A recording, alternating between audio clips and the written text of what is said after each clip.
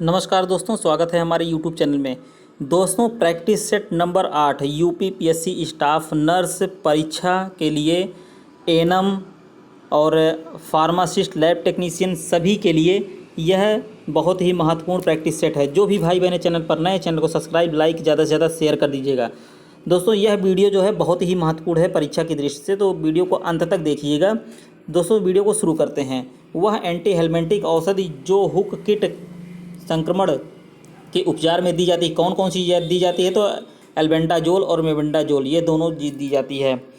Next question है दोस्तों, DOT कार्यक्रम 2 चरणों में संपन्न होती है।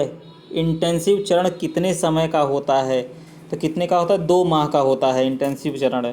दोस्तों, कुछ लोग कहते हैं कि जो है बहुत तेज़ी से पढ़ा रहा हूँ, तो दोस्तों अगर मैं तेज़ी से नहीं पढ़ाऊँगा तो वीडियो बहुत ही बड़ा हो जाएगा और लेंदी लगने लगेगा। तो दोस्तों, नेक्स्ट क्वेश्चन है, डिप्थीरिया का निदान करने हेतु कौन सा परीक्षण किया जाता है? तो कौन सा किया जाता है? सिक टेस्ट। डिप्थीरिया के लिए सिक टेस्ट किया जाता है। नेक्स्ट क्वेश्चन है क्वेश्चन नंबर 4। क्वेश्चन नंबर 4, बच्चों में पैरोटाइटिस का सबसे सामान्य कारण क्या है? मम्फ। जो मम्फ होता है वही पैरोटाइटिस का कारण होता है। क्वेश्चन नंबर 5 है, मानसिक रोगियों के लिए राष्ट्रीय संस्थान स्थित कहाँ पर है? कहाँ है मानसिक रोगियों के लिए? हैदराबाद में। बहुत इंपॉर्टेंट क्वेश्चन है दोस्तों, जितने मैं बता रहा हूँ सब कुछ बहुत ही इंपॉर्टेंट है। हार्डकिंग कैंसर रोग प्रभावित करता है, किसको प्रभावित करता है? तो लिम्फोसाइट को प्रभावित करता है। क्वेश्चन नंबर 7 है, गर्भावस्था के दौरान गर्भाकार पश्चरोस्ती तक पहुँच जाता है, यह कितने सप्ताह में पहुँचता है? 36 सप्ताह में पहुँचता है दोस्तों। नेक्स्ट क्वेश्चन है क्वेश्चन नंबर 8 है, ब्लड यूरिया नाइट्रोजन की बढ़ी हुई मात्रा किसका लक्षण है? तो किसका लक्षण है दोस्तों? ये किडनी का, रीनल फेल्योर का जो है, अगर यूरिया का मात्रा अगर आपके ब्लड में ज़्यादा हो जाता है तो यह किसका लक्षण है? तो किडनी फेल्योर का। क्वेश्चन नंबर 9 है, फुफ्फुसीय मतलब पल्मोनरी इम्बोलिज्म इज काज्ड किससे होता है? पल्मोनरी तो क्लॉट, रक्त के थक्के जमना, वसा के अणु, वायु में बुलबुले बनना, ये सब जो है पल्मोनरी एम्बोलिज्म का है। क्वेश्चन नंबर आपका 10वां है। क्वेश्चन नंबर 10 में क्या कह रहा है दोस्तों? काली खांसी का संक्रमण किस जीवाणु के कारण होता है? तो किसके कारण होता है? ये बार्टेला पर्टूसिस जो होता है इसी के कारण होता है, बार्टेला पर्टूसिस से काली खांसी। क्वेश्चन नंबर 11 है। 11 में पूछ रहा है, प्रसव के चरण में एक रोगी को गर्भाशय के संकुचन को बढ़ाने के निम्नलिखित कौन सी इंजेक्शन दिया जाता है? तो कौन सा इंजेक्शन दिया जाता है? इसमें ऑक्सीटोसिन इंजेक्शन दिया जाता है। जब बच्चा पैदा होता है तो उसमें जो है गर्भाशय का संकुचन बढ़ाने के लिए किया जाता है। इसमें इस हिसाब से दिया है, first stage, second stage, third stage, ये स्टेज है दोस्तों, इसी अनुसार जो है दिया जाता है। क्वेश्चन नंबर 12 है, हिपैरिन के लिए एंटीडोट है। हिपैरिन के लिए कौन सा एंटीडोट है? तो ये प्रोटामिन सल्फेट, जो प्रोटामिन सल्फेट होता है यही हिपैरिन के लिए एंटीडोट है। इनमें से ऑपरेटिंग हार्डवेयर नहीं है, ये कंप्यूटर से क्वेश्चन पूछ रहा है दोस्तों, ऑपरेटिंग हार्डवेयर कौन सा नहीं है? तो आपका जो है ऑपरेटिंग सिस्टम जो होता है ये ऑपरेटिंग हार्डवेयर नहीं है। टेप है, डेस्क है, प्रिंटर, ये सब ऑपरेटिंग हार्डवेयर हैं। नेक्स्ट क्वेश्चन है, ये भी कंप्यूटर्स है, इनमें से सबसे उपयुक्त प्रिंटर कौन सा है? लेजर प्रिंटर जो होता है सबसे अच्छा प्रिंटर माना जाता है। क्वेश्चन नंबर 15 है, ART मतलब एंटी रिट्रोवायरल थेरेपी का में उपयोग की जाने वाली सामान्य औषधि क्या है? जोडोवाइडिन, इसको जो AZT भी कहते हैं दोस्तों, नेविरापिन और स्टाविडिन, ये सब जो होता है एंटी रिट्रोवायरल थेरेपी में यूज किया जाता है। क्वेश्चन नंबर 16 में क्या कह रहा है? सामान्य अंतरिक्ष दाब कितना होता है? 8 से 21 mmHg होता है। नेक्स्ट क्वेश्चन है दोस्तों, क्वेश्चन नंबर 17 है। क्वेश्चन नंबर 17 में पूछ रहा है, उदर की शल्य के पश्चात आंत्र ध्वनियों का ना होना तथा फूला हुआ पेट इंगित करता है, तो क्या करता है? ये पैरालाइटिक इल्गस मतलब लकवाग्रस्त आंत्रोदक करते हैं। क्वेश्चन नंबर 18, निम्नलिखित में से किसका प्रयोग हाइपरकैल्सीमिया के नियंत्रण में किया जाता है? किसका? तो ग्लूकोज के साथ इंसुलिन की डोज में। नेक्स्ट क्वेश्चन है, निम्नलिखित में से कौन सी तपेदिक रोधी दवा 8वें कपाली तंत्रिका को क्षतिग्रस्त करता है? तो कौन सा करता है? स्ट्रेप्टोमाइसिन जो होता है वही जो है आपका करता है। क्वेश्चन नंबर 20 है, इसमें देखिए गंभीर पैनक्रियाटाइटिस किसके बढ़ने से होता है, तो किसके बढ़ने से होता है? सीरम एमाइलेज के बढ़ने से गंभीर पैंक्रियाटाइटिस क्रिया बढ़ती है। क्वेश्चन नंबर 21 है, कार्बोफास्फोरस विषाक्त के उपचार हेतु निम्नलिखित में से कौन सा एंटीडोट दिया जाता है? एट्रोपिन दिया जाता है। क्वेश्चन नंबर 22 है, डंपिंग सिंड्रोम, बहुत इंपॉर्टेंट क्वेश्चन है दोस्तों यह। डंपिंग सिंड्रोम एक जटिलता है, क्या है ये दोस्तों? ये पूर्णांक जठारिएशन मतलब सब टोटल गैस्ट्रोक्टोमी इसको कहा जाता है। क्वेश्चन नंबर 23, क्वेश्चन नंबर 23 में पूछ रहा है, गंभीर अवसाद का सबसे सामान्य खतरा होता है, मतलब common risk of severe depression क्या होता है दोस्तों? सुसाइड। सुसाइड जो होता है ये बहुत ही कॉमन होता है। क्वेश्चन नंबर 24 है, रेडियल कैनोलेशन से पहले रेडियल और अल्सर धमनी का मूल्यांकन करने के लिए निम्नलिखित में से कौन सा परीक्षण आवश्यक होता है? तो कौन सा होता है? Allen test. बहुत इंपॉर्टेंट है दोस्तों रेडियल के लिए एलन टेस्ट, बहुत बार पूछा गया है। इनमें से कौन सी ईसीजी निष्कर्षण हाइपोकैलेमिया की उपस्थिति का संकेत है? तो कौन सा है? एसटी खंड, एसिड सेगमेंट डिप्रेशन जो होता है। नेक्स्ट क्वेश्चन है दोस्तों क्वेश्चन नंबर 26 से, सामान्य सीरम में पोटेशियम स्तर का मान MEQ/L होता है, तो कितना होता है? 3.5 to 5, 3.5 से 5 होता है। नेक्स्ट क्वेश्चन है दोस्तों 3.5 से 5 होता है सामान्य सीरम पोटेशियम का स्तर जो होता है। नेक्स्ट क्वेश्चन, क्वेश्चन नंबर 27 है, नवजात शिशु हेतु प्रयुक्त किए जाने वाली अंतःशिरा कैनूल का आकार क्या होता है? जो कैनुला होता है वह कितने नंबर का होता है? तो 24 नंबर का। जो सबसे छोटा पीला वाला होता है दोस्तों वही बच्चों के लिए कैनुला होता है, 24 नंबर। ये भी बहुत बार पूछा गया है। गर्भाशय के बाह्य तरफ की अंतर्गर्भीय कला ऊतक का सामान्य फैलाव प्रसार को कहते हैं एंडोमेट्रियासिस कहा जाता है। नेक्स्ट क्वेश्चन है क्वेश्चन नंबर 29 है। 29 में क्या पूछ रहा है कि एपिकल नाड़ी का आकलन स्टेथोस्कोप के डायफ्राम को किस भाग पर रखते हुए किया जाता है? तो किस पे किया जाता है? मिट्रल एरिया जो होता है वहीं पर किया जाता है।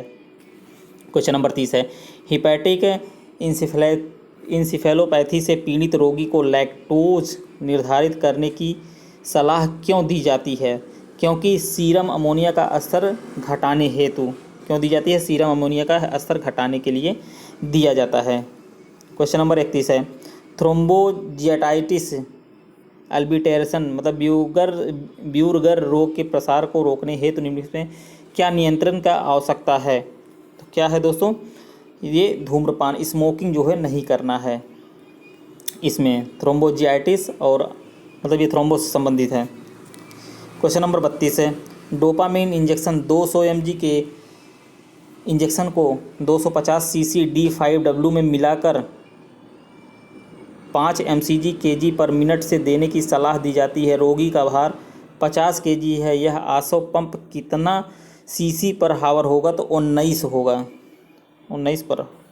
क्वेश्चन नंबर 33 है, ओडी टैबलेट खाने एक चिकित्सक ने डाइजॉक्सिन 0.125 mg ओडी टैबलेट खाने की सलाह दी है। डाइजॉक्सिन टैबलेट 0.25 mg में उपलब्ध है। नर्स को कितनी टैबलेट देनी होगी? 1/2 टैबलेट देनी होगी। क्वेश्चन नंबर 34 है।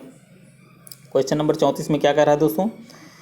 चेतना के स्तर मतलब कॉन्शियसनेस की बात है। चेतना के स्तर का आकलन करने हेतु कौन सा पैमाना प्रयोग किया जाता है?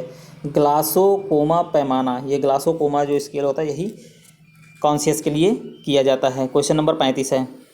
क्वेश्चन नंबर 35 में पूछ रहा है, नाक से रक्त बहना कहलाता है, नाक से रक्त बहना कहलाता है एपिस्टैक्सिस कहलाता है। बहुत बार क्वेश्चन इस तरह पूछे गए हैं दोस्तों। इसमें पूछ रहा है कि बक्स एक्सटेंशन, ये पूछ रहा है बक्स एक्सटेंशन ट्रैक्शन है क्या है? एक्सटेंशन ट्रैक्शन क्या है? तो क्या है? ये पैर के निचले हिस्से पर त्वचा ट्रैक्शन देकर। Question number 37, general random blood sugar एक रोगी में GRBS की मात्रा 40 mg/% है।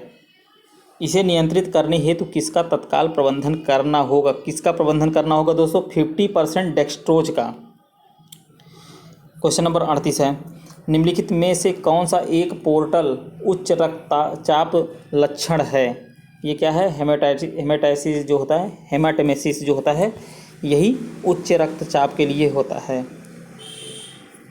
क्वेश्चन नंबर 39 है, एक रोगी जिसे सेंगस्टेंस ब्लैकमोर ट्यूब पर रखा गया है और अचानक सांस लेने में परेशानी होने लगती है, नर्स को सबसे पहले क्या करना चाहिए? सबसे पहले ट्यूब को काट कर हटा देना चाहिए। नेक्स्ट क्वेश्चन है क्वेश्चन नंबर 40। क्वेश्चन नंबर 40 में कह रहा है, नैसोगैस्ट्रिक ट्यूब से भोजन देते समय, मतलब नाक जो नैसोगैस्ट्रिक ट्यूब होता है समय, निम्नलिखित में से कौन सी परिचर्या कार्यवाही जटिल समस्या को रोक सकती है? तो क्या रोक सकती है? उच्च फाउलर स्थिति को रोगी को में रखना होगा, प्रोवाइडेड हाई फाउलर पोजीशन, इसी पोजीशन में रखना होगा। क्वेश्चन नंबर 41 है, नाइट्रस ऑक्साइड सिलेंडर हेतु कौन से रंग की कोडिंग की जाती है? तो लाइट ब्लू की जाती है, नीला। क्वेश्चन नंबर 42, पेप्टिक अल्सर का कारक जीवाणु कौन सा है? तो हेलिकोबैक्टर पाइलोरी। बहुत इंपॉर्टेंट क्वेश्चन है दोस्तों, क्वेश्चन नंबर 42 का ये ऑप्शन ए होगा, बहुत बार पूछा गया है। क्वेश्चन नंबर 43 है, दूरस्थ त्रिज्या अस्थि के फ्रैक्चर को क्या कहते हैं? दूरस्थ अस्थि ये त्रिज्या फ्रैक्चर को क्या कहते हैं? तो इसको हम कहते हैं दोस्तों कॉल्स फ्रैक्चर, कॉल्स फ्रैक्चर कहते हैं, ऑप्शन डी हो जाएगा। क्वेश्चन नंबर 44 है, कंपार्टमेंट सिंड्रोम में दबाव को घटाने हेतु कौन सी शल्य क्रिया संपादित की जाती है? कंपार्टमेंट सिंड्रोम में दबाव को घटाने हेतु कौन सी शल्य क्रिया संपादित की जाती है? कौन सी की जाती है? फैसेक्टोमी। बहुत इंपॉर्टेंट क्वेश्चन है दोस्तों ये भी। क्वेश्चन नंबर 45, गोनलोमीटर यंत्र का प्रयोग आकलन करने हेतु किया जाता है, किसके लिए किया जाता है? जोड़ों की, इसमें होगा दोस्तों जोड़ों की गति का रेंज देखने के लिए गोनलोमीटर का यंत्र जो था। क्वेश्चन नंबर 46 है, कपासी सारकोमा संबंधित है, कपासी सारकोमा जो है किससे संबंधित है? क्वेश्चन नंबर 46 का ऑप्शन होगा डी होगा। क्वेश्चन नंबर 46 का आपका जो है कपासी सारकोमा जो होता है यह आपका एपेस्टिन बार विषाणु जिसको बोला जाता है। क्वेश्चन नंबर 47, मानिया, मानिया है मतलब मानिया इज उन्माद, उन्माद मतलब क्या होता है? मूड डिसऑर्डर, मनोदशा का विकार, इसको कहते हैं मानिया। बहुत बार इस तरह के क्वेश्चन पूछे गए हैं। क्वेश्चन नंबर 48 है, किसी नर्स के लिए परीक्षण हेतु थूक का सैंपल प्राप्त करने का सबसे उपयुक्त समय क्या है? प्रातःकाल, अर्ली इन द मॉर्निंग। किसी भी नर्स को अगर परीक्षण करना है, थूक का सैंपल देना है तो सुबह के टाइम ही लिया जाता है, जैसे खांसी वगैरह हुआ और कुछ भी हुआ, टीबी वगैरह पेशेंट को। निम्नलिखित में से, क्वेश्चन नंबर 49 है, निम्नलिखित में से प्रक्रिया में किस प्रक्रिया में सदैव शल्य आपूर्तिता सर्जिकल स्पाइसिस की आवश्यकता पड़ती है? तो किस में पड़ती है दोस्तों? मूत्र नलिनीकरण के समय, मतलब यूरिन कैथराइजेशन के समय ये सर्जिकल एस्पेक्ट की आवश्यकता पड़ती है। क्वेश्चन नंबर आपका 50वां है, इसमें दिया है छद संवेदी अनुभूतियों जिनका वास्तव में कोई आधार नहीं होता कहलाती है, क्या कहलाती है? हेलोसिनेशन, हेलोसिनेशन इसको कहते हैं। दोस्तों इस प्रैक्टिस सेट नंबर 8 में मैं आप लोगों को टोटल 50 क्वेश्चन पढ़ाया हूँ। इसमें ANM, pharmacist, UPPSC staff nurse, इन सभी के लिए बहुत ही महत्वपूर्ण यह प्रश्न है। तो दोस्तों जो भी भाई बहन चैनल पर नए हैं, चैनल को सब्सक्राइब, लाइक, ज़्यादा से ज़्यादा शेयर कर दीजिएगा। अभी तक मैं टोटल 8 प्रैक्टिस सेट जो है अपनी वीडियो के माध्यम से आप लोगों को हल करा चुका हूं। अभी टोटल मुझे 20 सेट कराना है, मतलब इसको लेकर जो है टोटल 20 सेट, यानी अभी 12 सेट और कराने हैं। तो वीडियो को अंत तक देखिएगा और चैनल को सब्सक्राइब कर लीजिए, जिससे सबसे पहले आपको यह वीडियो मिले। धन्यवाद।